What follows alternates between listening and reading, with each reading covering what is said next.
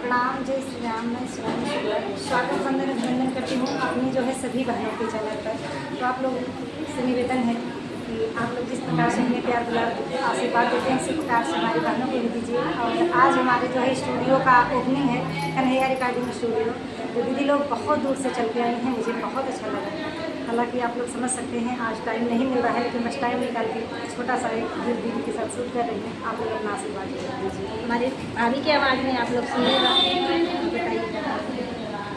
कब होई है प्रभु के जन्म माहे लागल बा मनवा, कब होई है प्रभु के जन्म माहे लागल बा मनवा। बेड़ी बंद टूटी गए, पहरेदार सोई गए। बेड़ी बंद टूटी गए, पहरेदार सोई गए।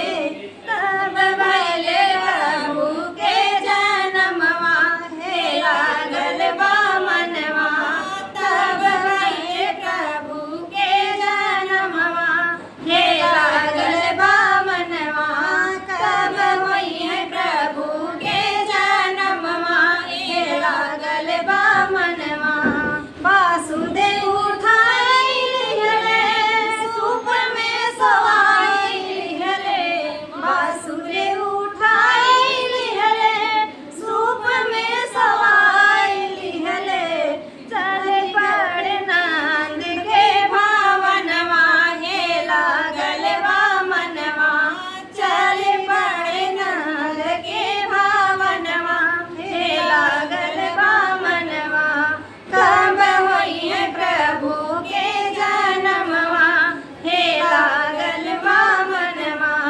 गंगा जी फोफाई गईली, गल तक आई गईली। गंगा जी फोफाई गईली, गल तक आई गईली।